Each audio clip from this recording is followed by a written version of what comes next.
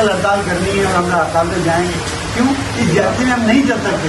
आज के कैमरों से चालान करते हैं, चालान नहीं करवाओ तो भारी रिश्वत मांगते हैं। चालान की हद 2,500 इससे ऊपर ना जाया जाए। गाड़ियों में ट्रैकर लगे होते हैं, फिर भी उसके चालान भेज देते हैं। सरकार के बारे में सारा चालान मांगे ये है कि हमने DIG को अपने मुताबिक दे दिए। ये चालान के भारी जुर्माने और इन चालान के पुलिस वाले आज के कैमरों से चालान करते हैं, चालान नहीं करवाओ तो भारी रिश्वत मांगते हैं और अगर भारी रिश्वत ना दो तो फिर भारी चालान भेजते हैं। गाड़ियों में ट्रैकर लगे होते हैं, फिर भी उसके चालान भेज देते हैं। हमारा मुतालबा है कि जितने भी चालान है उसको खत्म किया जाए और मजीद हमें 2,000 रुपये के चालान जुर्म के ऊपर चालान दे। जो जुर्म जैसे पंजाब का है इसी तरह से हमें चालान दे।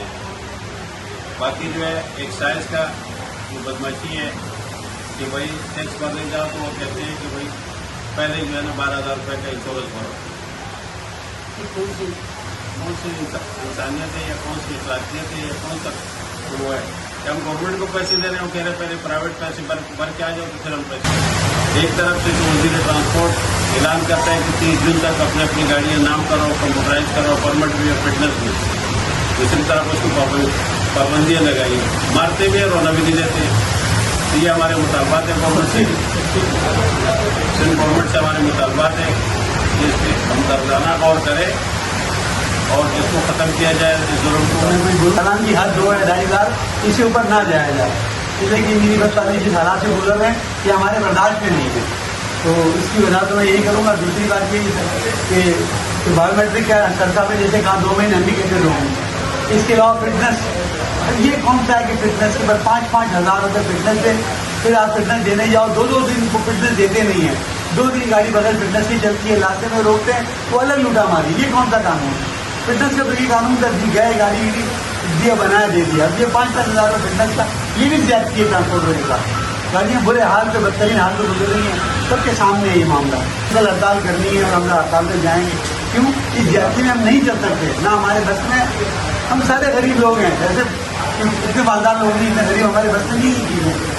तो लिहाजा मेहरबानी करके हमारे साथ एक रवा शुरू किया जाए, हमारे साथ खुदेला शुरू न किया जाए और हमारी जितनी भी मुतालबात है खुदा इन पर गौर करें। हम हर वक्त कल भी और आज भी उम्र के साथ ही हैं, हम अलग नहीं है। लेकिन जब ज्यादती होगी तो बोलने का हक तो रखते हैं, जो बोल रहे हैं। जहाँ हड़ताल है और वो हम मजबूरी से कर रहे हैं। अगर हमारा ये 4 मुतालिबात न होते तो हम हुकूमत का साथ पहले भी था और अभी भी है, लेकिन हमारे मुतालिबात पर कोई गौर नहीं कर रहे हैं ना। हमारा जो तीसरा मसला है, 2 भाइयों ने बयान किया।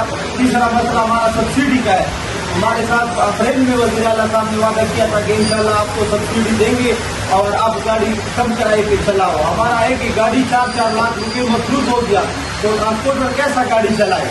तो इस वजह से हम ट्रांसपोर्ट मजबूर है कि भाई हम और गाड़ी नहीं चला सकते हैं। जो हमारे साथ वादे किए गए थे वो पूरा नहीं हुए। तो चौथा मसला हमारा जो है भाई बेकार का है। भाई हमारा गाड़ी सुबह बच्चों की मजबूरी के लिए निकलते हैं तो वो रास्ते में रुकवाते हैं कि भाई बेकार के लिए गाड़ी दे दो।